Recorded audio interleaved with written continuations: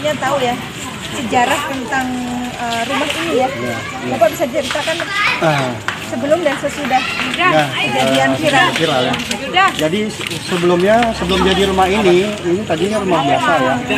Yang menempati itu waktu itu Pak Joko.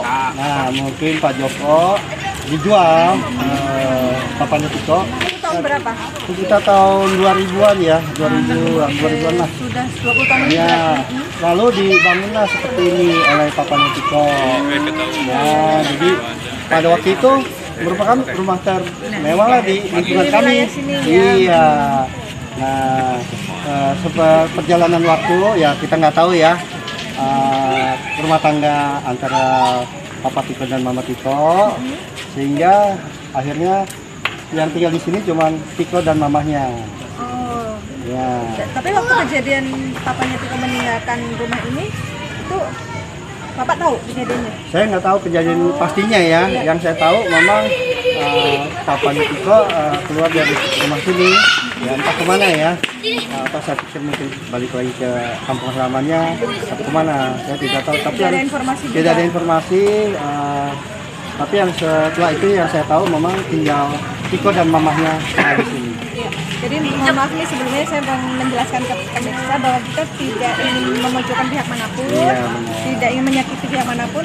Saya hanya mencari informasi dari sudut pandang Pak RT yang diketahui oleh Pak RT karena beliau sebagai ketua dari rukun tetangga di wilayah ini, seperti itu ya Pak ya. Ya, benar. Dan yang kita lihat sekarang kan kondisi Tiko itu berarti benar ya Pak bahwa dia merawat ibunya selama 11 tahun dalam keadaan tanpa listrik dan air. Ya benar. Jadi sebenarnya Tiko pernah sekolah ya sampai kelas 1 SMP. Oke, pernah sekolah. SMP negeri malah ya. Nah setelah itu maaf Pak, saya potong sebentar. Waktu ayahnya pergi itu Tiko umur berapa? masih kecil ya, mungkin masih SD juga kali ya. Iya. Masih SD. Tapi akhirnya kan Tiko masih sempat sekolah sampai kelas 1 SMP.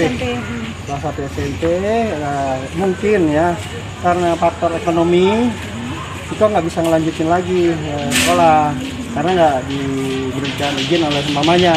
Sebetulnya banyak warga yang ingin memberi bantuan Tiko sampai selesai sekolahnya, tapi nggak diizinin sama mamanya. Oh gitu. Tidak diizinkannya apa alasannya Pak? Nah mungkin setelah kejadian papanya tidak lagi tinggal bersama mereka, mungkin ya mungkin ibunya takut kehilangan Tiko. Oh ya, itu bisa dipahami ya, Bisa manusiawi ya. Manusiawi ya, takut kehilangan anak ya.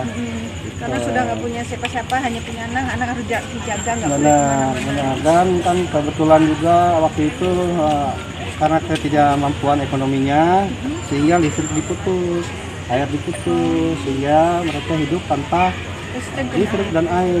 Nah maaf Pak, sebelum kondisi listrik dan air diputus kan berarti masih sempat bayar ya, maksudnya tidak ada tunggakan. Nah itu biayanya dari mana Pak? Sedangkan itu kan butuh biaya sekolah juga, ibunya Ya mungkin ibunya masih punya tabungan ya mungkin ya. Saya tidak tahu sejauh itulah gitu. Tapi apakah Bapak melihat bahwa mereka juga menjual barang-barangnya? Ya itu setelah Tiko putus sekolah, itu Tiko keliling komplek. Dia bawa surat dari ibunya meminta pertolongan kepada tetangga warga sekitar untuk bantuan sekadar buat beli lilin. Oh ya Allah. Ya. Jadi minta bantuan untuk beli lilin ya. Karena kan gelap. Terus juga kadang Tiko menjual barang-barangnya yang ada di rumah seperti mungkin pot bunga pernah, ikat pinggang pernah, panci juga pernah. Dia datang dari rumah ke rumah nawarin, pernah ke saya juga walaupun tuh barangnya tidak saya butuhkan ya saya beli juga. Sekadar kita menolong aja. Ya, kepedulian ya. Makanya ketika saya dipercaya jadi pengurus RT, itu saya ajak untuk menjadi keamanan komplek supaya dia tidak keliling-keliling lagi lah sana sini minta bantuan ya. Awalnya ditolak sama mamahnya, nggak boleh, ya itu takut kehilangan. Tapi seiring perjalanan waktu mungkin mamahnya butuh uang, akhirnya nulis surat ke saya. Nove, saya butuh uang, saya pinjam uang, jaminannya Tiko jadi keamanan. Alhamdulillah, tanpa repot-repot lagi, akhirnya Tiko jadi keamanan. Kuasa Allah ya? Iya, kuasa Allah. Jadi keamanan sampai sekarang. Jadi berapa lama tuh? Lama lah. Kenapa ibunya nulis surat? Kenapa nggak berbicara langsung? Sedangkan lokasi kan dekat. Ya, itulah ibunya tidak mau bertemu orang. Jadi Jadi penyampaiannya melalui itu anaknya. Melalui surat itu. Iya. Berarti artinya sebenarnya beliau juga masih bisa komunikasi dong Bisa. kalau masih nulis surat. Bisa, masih bisa komunikasi. Nah, yang membuat beliau itu akhirnya dinyatakan maaf ODGJ itu apa yang membuat? Saya juga kurang tahu ya indikasinya apa, tapi sebetulnya pada dasarnya ibunya itu masih bisa keluar, beli nasi, Oh, masih bisa. ambil air. Ambil airnya Dari sebelah ya, di sebelah rumah ini kan ada bengkel lemari. Maksudnya itu. minta air dari Minta air ya, jadi ambil air dari situ. Kebutuhan sehari-hari. Iya, betul. Kadang juga saya lihat dia jalan ke depan, mungkin mau ke pasar ya. Karena saya lihat juga gitu. Jadi sebetulnya masih bisa berinteraksi. Cuman kalau sudah masuk ke rumah dia agak protes.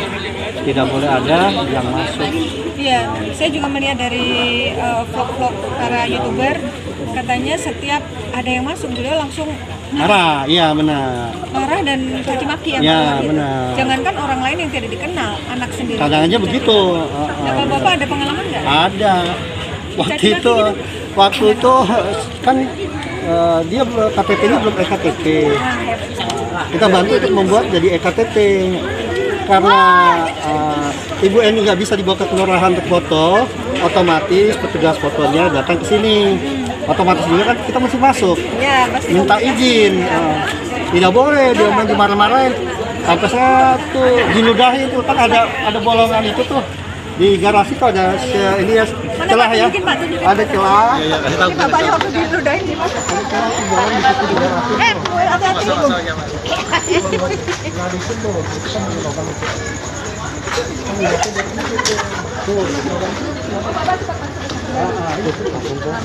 Lampur ya. Mengajak ibu untuk Bu minta izin minta izin. untuk mau dipoto. Awalnya dia malah marah-marahin. Ya sempatlah diludahin, tapi saya bilang nggak apa-apa lah, namanya orang tua kayak kadang begitu Bapak ya. sabar sekali ya. Ya udah, akhirnya saya itu kalau nggak lah supaya ibu bisa dipoto, supaya bisa punya EKTP. Karena itu penting menurut Bapak ya. Karena kan kalau perlu bantuan dari pemerintah itu kita mesti dalam EKTP. Kalau Harus tidak ada ada data EKTP, kependudukan. tidak tercatat, linknya kan tidak akan terbaca di pusat. Akhirnya berhasil masuk ke dalam. Dia masih yang ngoceh-ngoceh aja sih, ngoceh-ngoceh. Sambil ngeluarin, Tetap dibujuk. ya sambil ngeluarin surat-surat. Ini jasa saya, ini jasa saya diunjukin. Beliau memang ininya sekolah tinggi ya. Dokter Anda, selalu ditulis dokter Anda.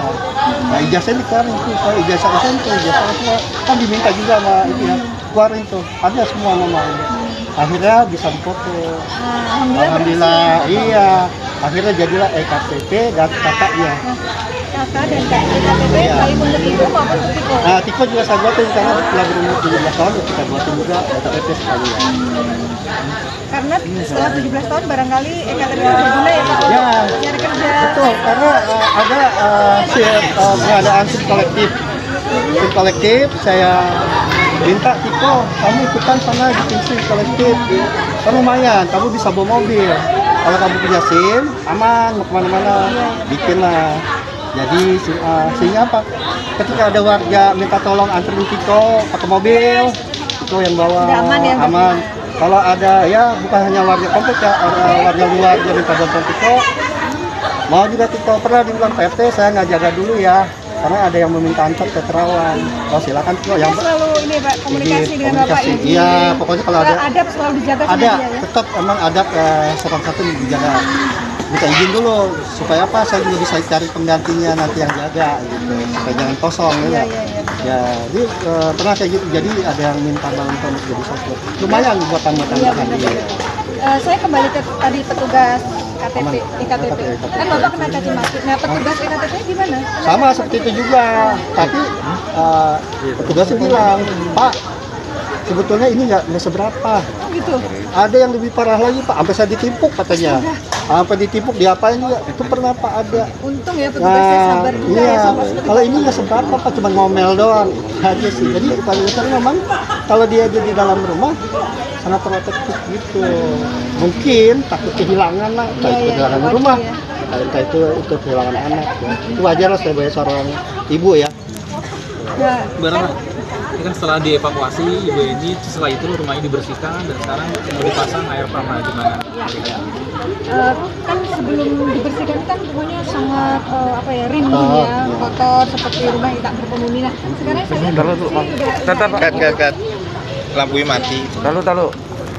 Wih mana? Wih keluar. Enggak ini ada. kamu kok nggak pakai baju mata langit? Belum dipakai. Yuk lanjut. Ya, sekarang kan sudah bersih, saya lihat sudah ada bagus. Saya dengar Listriknya Pak ya. Itu atas prakarsa dari Bapak? Atau Ya dari sebelumnya memang sebelum viral pun kita punya rencana memang RT. Saya udah pernah bilang sama Tiko, nanti kita coba tarik satu kabel ya dari pos, tarik ke sini buat satu lampu titik. Sehingga nanti ada penerangan. Jadi nanti kita bisa pasang pompa air. Memang itu rencana saya ya sebelum viral nih. Tapi ketika viral, kebetulan juga teman-teman di YouTuber mau masang listrik dan air, ya udah saya ikut mendukung. Dan juga tadi ada yang datang ke saya, dia bilang, Pak, atasan saya mau membantu untuk pemasangan listrik. Nanti segala biayanya kami tanggung katanya. masuk biaya bulanan ya? Nah, kalau bulan saya kurang tahu ya, tadi cuma biaya semua dia tanggung. Jika ada tunggakan yang lalu nanti akan dilunasi sama dia juga. Alhamdulillah ya, banyak bantuan. Banyak bantuan. Tadi ya kita sambut, cuman kan permasalahannya kita mesti tunggu Tiko karena masih ada persyaratannya. Ada PBB, ada KTP dan ada kakaknya untuk maju didaftarkan ke PLN. Karena ini pemasangan baru.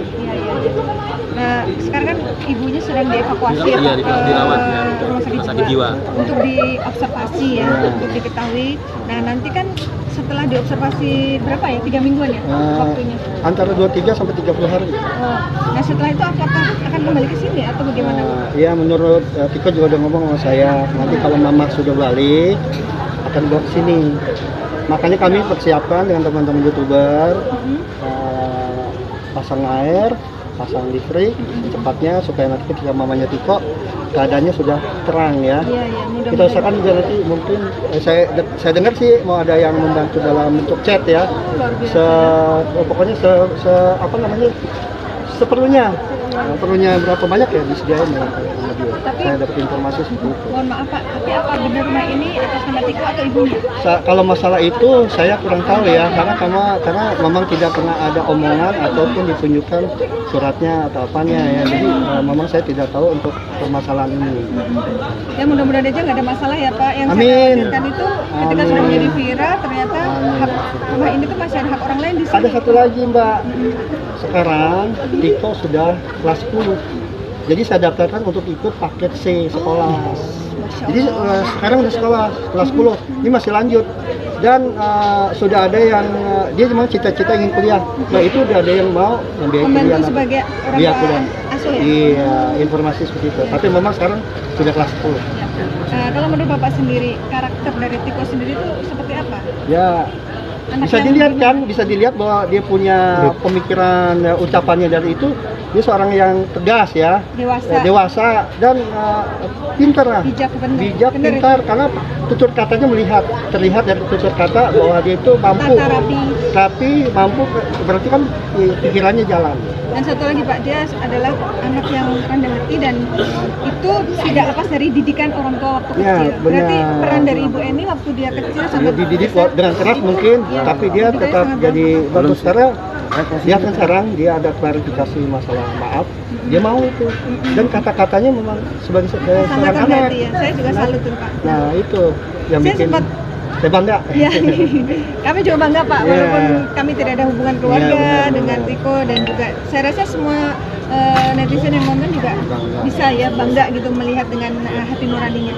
Nah kemarin saya sempat ketemu nih Pak di sebuah stasiun TV. Saya bilang sama Tiko bahwa saya punya klinik pengobatan khusus menangani gangguan non medis. Kalau sekarang ibunya sedang ditangani secara medis, selesaikan dulu. Setelah itu andaikan butuh bantuan non medis saya bantu. Nah barangkali Tiko masih belum sempat nonton video yang saya kirim tentang pengobatan, mungkin Bapak nanti saya titipkan untuk mengingatkan kepada Tiko. Intinya kami siap membantu. Siap, nanti saya ketemu Tiko, nanti biar saya omongin juga bahwa penyembuhan itu kalau bisa berkala ya, nyambung. Nggak medis, non medis pun kalau mau bisa jalankan Jadi kan saja. saya ada klinik di Cibubur namanya Mata Langit. Saya bersama Panglima Langit yang akan membantu untuk membersihkan gangguan gaib seandainya ada ya di Alhamdulillah. badan ibunya. Jadi Iya, komprehensif Pak. siap. Secara medis juga kita obati, non medisnya juga. Biar kedepannya kehidupan Semuanya lebih baik lah. Terima kasih saya ucapkan kepada Anda dengan Sama-sama Pak, saya juga bangga sama informasi, Bapak. Luar ya, biasa. Oke, Rata membantu. closing ya. Mudah-mudahan lebih baik ke depannya. Tidak Oke. closing Mbak Rata. Ya.